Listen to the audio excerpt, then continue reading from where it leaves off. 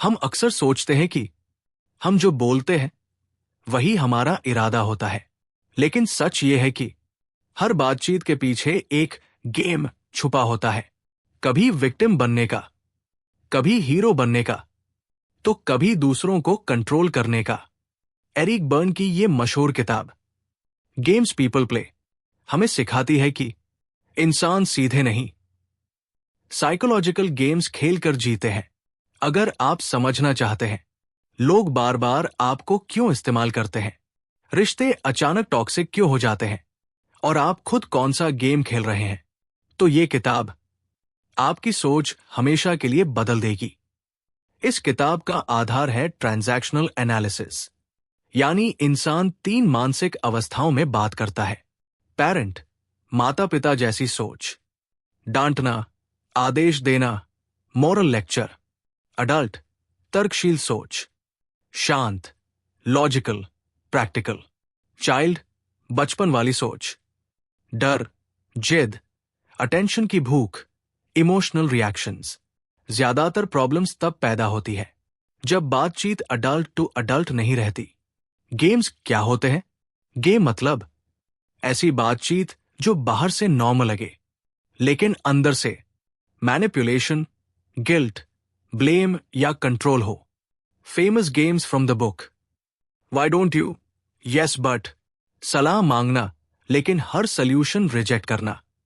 If it weren't for you, अपनी failure का blame किसी और पर डालना। See what you made me do, गलती खुद की, गिल्ट सामने वाले का। नाउ आइव गॉट यू, मौका मिलते ही हमला। लाइफ चेंजिंग लेसन्स, हर आर्ग्यूमेंट एक गेम नहीं, लेकिन हर गेम एक हिडन मोटिव रखता है।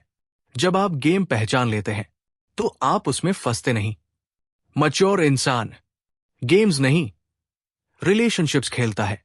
फ्रीडम तब मिलती है जब आप अडल्ट ईगो स्टेट में जीते हैं। जो इंसान अपने गेम्स पहचान लेता है वो दूसरों के गेम्स का शिकार नहीं बनता। चैप्टर 1, संरचनात्मक विश्लेषण, स्ट्रक्चरल एनालिसिस। हम ये मानते हैं कि हर इंसान एक जैसा सोचता है, एक जैसा समझता है और एक जैसा प्रतिक्रिया देता है, लेकिन सच्चाई यह है कि एक ही इंसान के भीतर 3 अलग अलग लोग रहते हैं और हम जिंदगी भर इन्हीं तीनों के बीच आगे पीछे होते रहते हैं। एरिक बर्न इसी सच्चाई को स्ट्रक्चरल एनालिसिस कहते हैं। इंसान की 3 मानसिक अवस्थाएं, ईगो स्टेट्स। एरिक बर्न के अनुसार हर इंसान के भीतर 3 ईगो स्टेट होते हैं।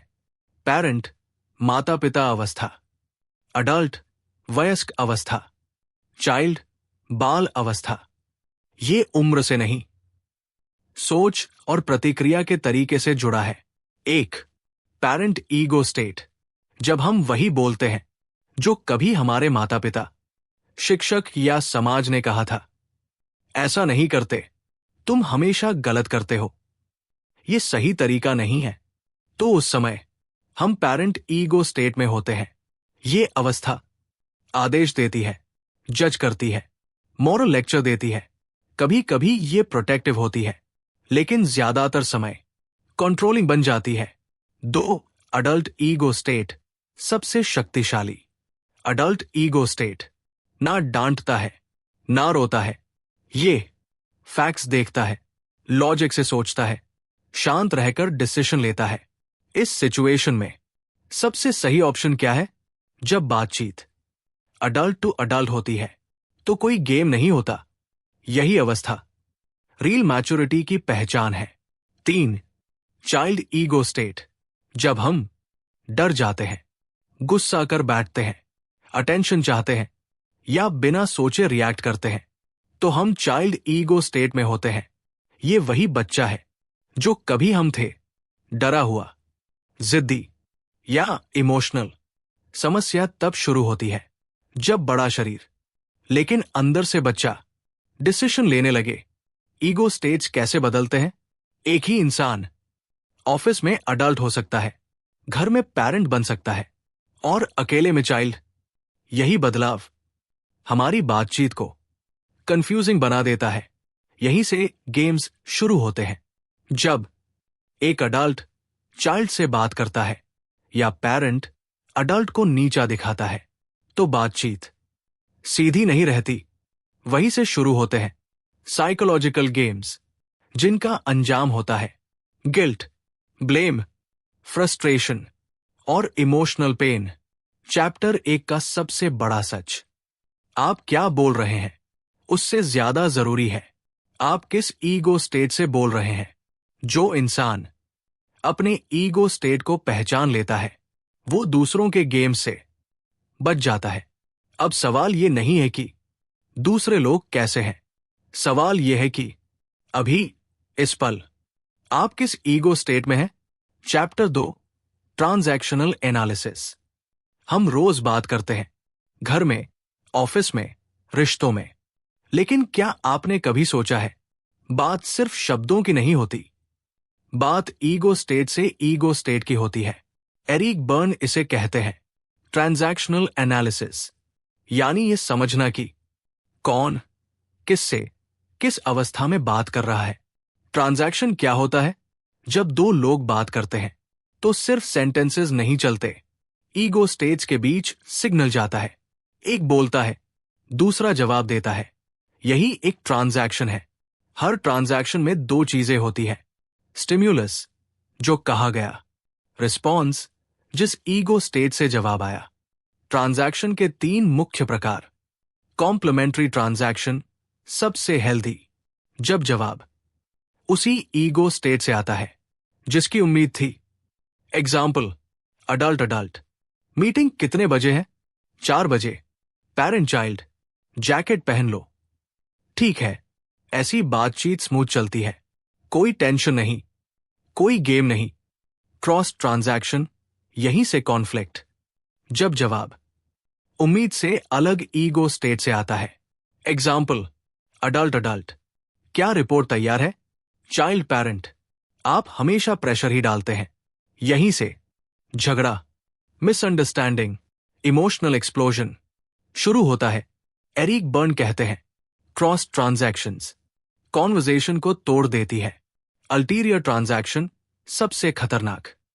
ये बाहर से नॉर्मल लगता है लेकिन अंदर से कुछ और चल रहा होता है।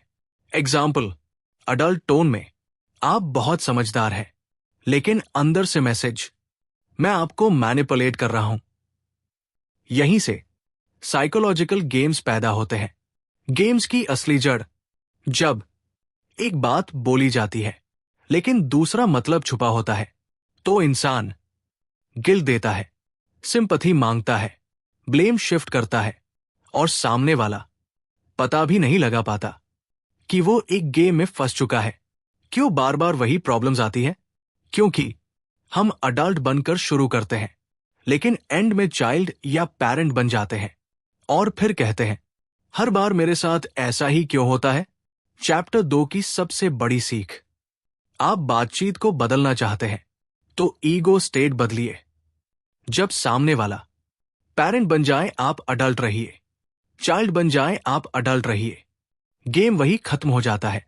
गेम रोकने का golden rule, adult to adult communication, बिना गुस्सा, बिना ब्लेम, बिना इमोशनल ड्रामा, सिर्फ फैक्ट्स, सिर्फ क्लैरिटी। अगली बार जब कोई बात आपको चुभे तो जवाब देने से पहले रुकिए और खुद से पूछिए, मैं जवाब किस ईगो स्टेट से दे रहा हूं? क्योंकि जो इंसान अपनी ट्रांजैक्शन समझ लेता है वो दूसरों के गेम्स का हिस्सा नहीं बनता। चैप्टर 3, प्रक्रियाएं और रिचुअल, प्रोसीजर्स एंड रिचुअल्स। हम रोज लोगों से मिलते हैं, बात करते हैं, हंसते हैं और फिर अलग हो जाते हैं। लेकिन क्या आपने कभी सोचा है कुछ बातचीत इतनी प्रेडिक्टेबल क्यों होती है?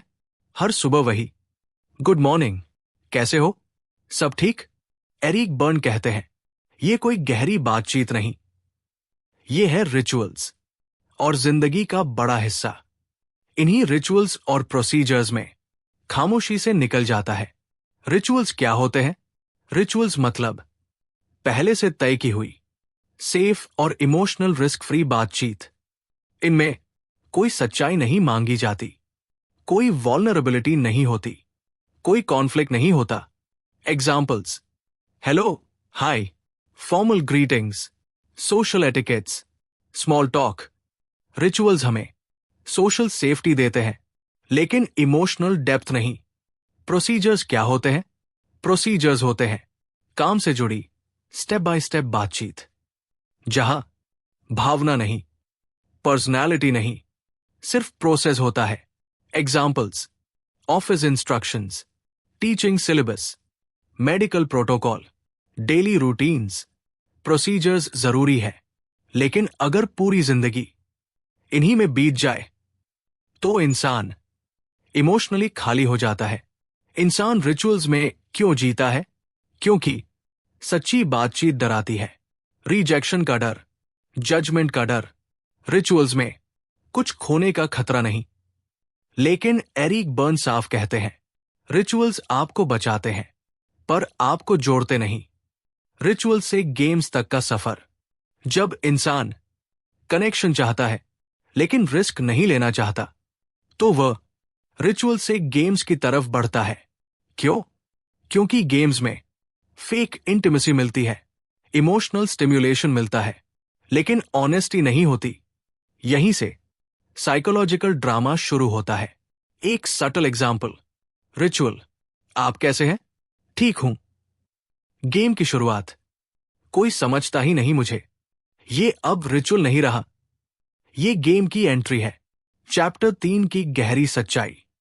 रिचुअल्स आपको सोसाइटी में चलाते हैं, लेकिन इंटिमेसी सिर्फ ऑनेस्टी से आती है। जो इंसान सिर्फ रिचुअल्स में जीता है और गेम्स खेलता है, वो कभी रियल रिलेशनशिप नहीं बना पाता। हेल्दी अल्टरनेटिव क्या है?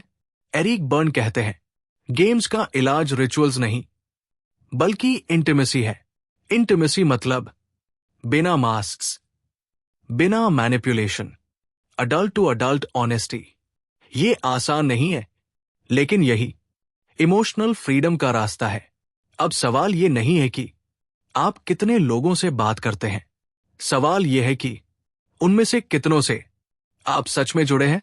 चैप्टर 4, पास टाइम्स। जब इंसान अकेला होता है तो उसे डर लगता है, और जब वो किसी के साथ होता है तो उसे सन्नाटा डराता है। इसी डर को भरने के लिए इंसान एक चीज करता है, पास टाइम्स। एरिक बर्न कहते हैं, पास टाइम्स वो बातचीत है जो समय तो काट देती है, लेकिन दिल तक नहीं पहुंचती। पास टाइम्स क्या होते हैं? पास टाइम्स मतलब हल्की फुल्की, सुरक्षित, बिना जोखिम वाली बातचीत। इनका मकसद होता है समय गुजारना, ऑकवर्ड साइलेंस से बचना, सोशली एक्सेप्टेबल बने रहना। कॉमन एग्जाम्पल्स: मौसम की बातें, राजनीति पर बहस बिना समाधान, फिल्मों, सेलिब्रिटीज, गॉसिप, ऑफिस की शिकायतें। इसमें कनेक्शन का इल्यूजन होता है, लेकिन इंटिमेसी नहीं। पास टाइम्स और रिचुअल्स में फर्क: रिचुअल्स तय शब्द, तय तरीके। पास टाइम्स थोड़ी आजादी, लेकिन अभी भी सेफ जोन। पास टाइम्स में इंसान थोड़ा खुलता है, लेकिन सच नहीं बोलता। पास टाइम्स कैसे गेम्स में बदलते हैं? जब वही टॉपिक बार बार आए, वही शिकायत, वही दुख, और कोई समाधान ना निकले, तो पास टाइम धीरे धीरे गेम बन जाता है। एग्जाम्पल: आजकल बॉसेस बहुत खराब है, हर दिन वही बात, हर बार वही फ्रस्ट्रेशन, लेकिन जॉब बदलने की हिम्मत नहीं। ये अब पास टाइम नहीं, ये if it weren't for you game की शुरुआत है। हिडन डेंजर: पास टाइम्स इंसान को बिजी दिखाते हैं, सोशली एक्टिव दिखाते हैं, लेकिन अंदर से इमोशनल ग्रोथ रोक देते हैं, क्योंकि इंसान बोलता बहुत है, समझता कम है। चैप्टर 4 की सबसे बड़ी सीख: पास टाइम्स आपको अकेलेपन से बचाते हैं, लेकिन सच्चे रिश्ते नहीं बनाते। जो इंसान सिर्फ पास टाइम्स में फंसा रहता है, वही टॉपिक्स, वही लोग, वही बातें, वो जिंदगी में वही रिजल्ट्स पाता है। पास टाइम से आगे कैसे बढ़े?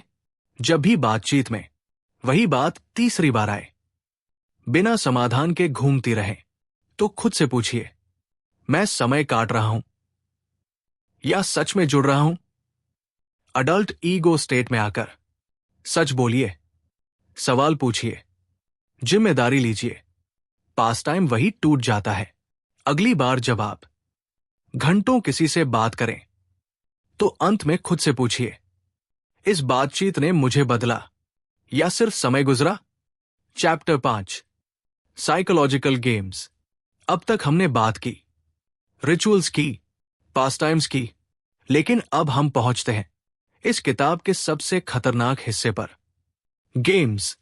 क्योंकि गेम्स वो जगह है जहां इंसान जानबूझकर नहीं, लेकिन बार बार दूसरों को और खुद को दर्द देता है। गेम क्या होता है? एरिक बर्न कहते हैं, गेम एक ऐसी दोहराई जाने वाली बातचीत है जिसका अंत हमेशा इमोशनल नुकसान पर होता है। गेम में शुरुआत नॉर्मल लगती है, बीच में ट्विस्ट आता है और अंत में गिल्ट, ब्लेम या फ्रस्ट्रेशन बचता है। और सबसे खतरनाक बात, दोनों प्लेयर्स सोचते हैं कि वे सही है। गेम की 3 अनिवार्य चीजें हर साइकोलॉजिकल गेम में होते हैं: हिडन मोटिव, छुपा हुआ मकसद; प्रेडिक्टेबल एंडिंग, हर बार वही अंजाम; इमोशनल पे ऑफ, दर्द से मिलने वाला फायदा। अगर ये तीनों हैं तो समझ लीजिए गेम चल रहा है।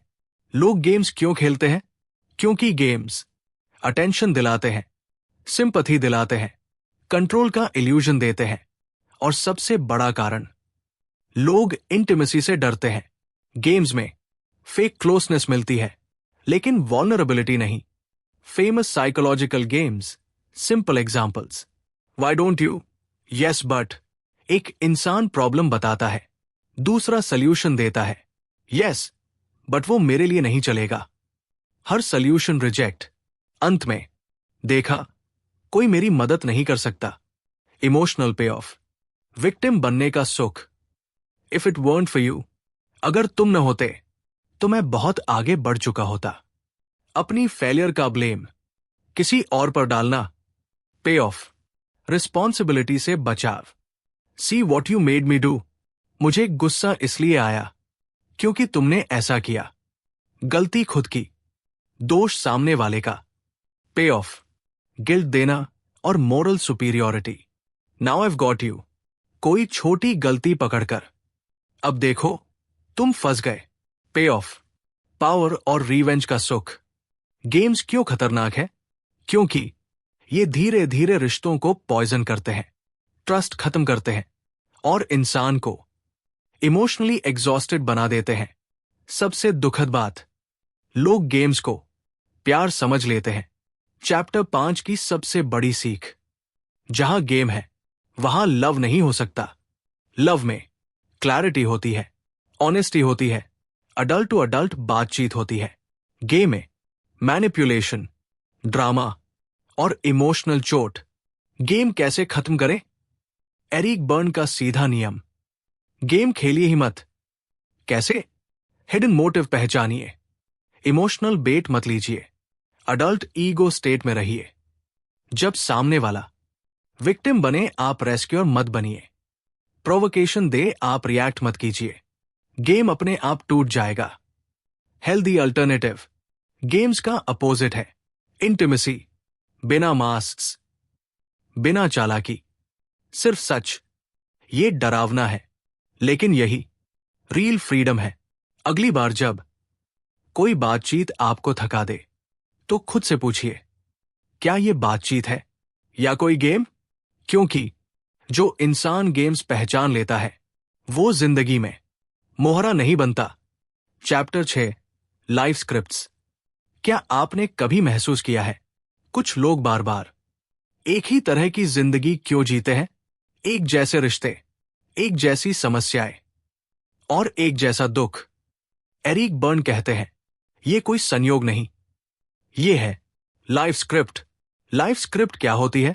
लाइफ स्क्रिप्ट मतलब जिंदगी की वो कहानी जो हमने बचपन में ही लिख ली थी बिना जाने। ये स्क्रिप्ट बनती है माता पिता के शब्दों से, उनके व्यवहार से, बचपन के फैसलों से, और फिर पूरी जिंदगी हम उसी कहानी को दोहराते रहते हैं। स्क्रिप्ट कब लिखी जाती है? जब बच्चा बहुत छोटा होता है, भावनात्मक रूप से निर्भर होता है और दुनिया को समझ नहीं पाता। तभी वो कुछ अदृश्य फैसले ले लेता है। मुझे प्यार पाने के लिए चुप रहना होगा। मैं कभी सफल नहीं हो सकता। दूसरों को खुश रखना ही मेरी जिम्मेदारी है। यही फैसले लाइफ स्क्रिप्ट बन जाते हैं। चैप्टर 7, स्वायत्तता, ऑटोनॉमी।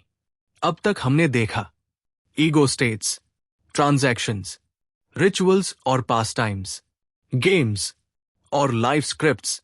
अब सवाल यह है, क्या इन सब से बाहर निकला जा सकता है? एरिक बर्न का जवाब है हां, और इस आजादी का नाम है ऑटोनॉमी। ऑटोनॉमी क्या है? ऑटोनॉमी मतलब अपने जीवन की कमान खुद के हाथ में लेना, ना बचपन की स्क्रिप्ट से चलना, ना दूसरों के गेम्स में फंसना। ऑटोनॉमी का मतलब है जागरूकता, स्वतंत्र चुनाव और सच्चा जुड़ाव। ऑटोनॉमी के 3 स्तंभ, अवेयरनेस, जागरूकता, ये समझना कि अभी मैं किस ईगो स्टेट में हूं। ये बातचीत गेम है या नहीं? ये रिएक्शन मेरा है या स्क्रिप्ट का? मैं अभी होश में हूं।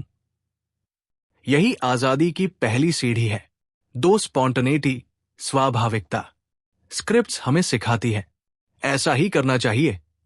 स्पॉन्टेनिटी कहती है मैं इस पल नया चुनाव कर सकता हूं। ना पुरानी आदत, ना डर, ना कंडीशनिंग, सिर्फ ये पल। इंटीमेसी, सच्चा जुड़ाव। इंटीमेसी मतलब बिना मास्क्स, बिना गेम्स, बिना hidden motives, adult to adult honesty. ये डरावनी हो सकती है, लेकिन यही सबसे शुद्ध रिश्ता है। ऑटोनॉमी आसान क्यों नहीं? क्योंकि गेम्स फेमिलियर होते हैं, स्क्रिप्ट्स कंफर्टेबल होती है। ऑटोनॉमी रिस्पॉन्सिबिलिटी मांगती है और ज्यादातर लोग जिम्मेदारी से डरते हैं। चैप्टर 7 की सबसे बड़ी सच्चाई, ऑटोनॉमी का मतलब परफेक्ट होना नहीं, बल्कि अवेयर होना है। आप कभी कभी गेम खेल सकते हैं, स्क्रिप्ट में गिर सकते हैं, लेकिन फर्क यह होगा कि अब आप जानते होंगे गेम से बाहर निकलने का रास्ता। प्रोवोकेशन पर रुकिए, इमोशनल बेट मत लीजिए, अडल्ट ईगो स्टेट चुनिए और खुद से कहिए मैं इस गेम में हिस्सा नहीं लूंगा। गेम वही खत्म। ऑटोनॉमी का इनाम, जब आप ऑटोनॉमस होते हैं, आप कम रिएक्ट करते हैं, ज्यादा चूज करते हैं और भीतर से हल्के हो जाते हैं। जिंदगी कंट्रोल में नहीं, क्लैरिटी में चलती है। अब आप ये नहीं पूछते मेरे साथ ऐसा क्यों होता है, अब आप पूछते हैं मैं क्या चुन रहा हूं। यही है सच्ची आजादी। स्क्रिप्ट के कुछ आम प्रकार, मैं ठीक नहीं हूं, तुम ठीक हो। ऐसे लोग खुद को कम समझते हैं, बार बार वैलिडेशन चाहते हैं, टॉक्सिक रिश्तों में फंसते हैं। मैं ठीक हूं, तुम ठीक नहीं हो। ऐसे लोग दूसरों को नीचा दिखाते हैं, कंट्रोल करना चाहते हैं, अकेले रह जाते हैं। मैं ठीक नहीं हूं, तुम भी ठीक नहीं हो। यह सबसे दुखद स्क्रिप्ट है। निराशा, हताशा, जिंदगी से शिकायत, मैं ठीक हूं, तुम भी ठीक हो।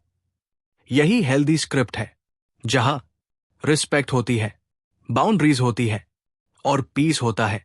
गेम्स और स्क्रिप्ट्स का रिश्ता। गेम्स दरअसल स्क्रिप्ट को पूरा करने का तरीका होते हैं।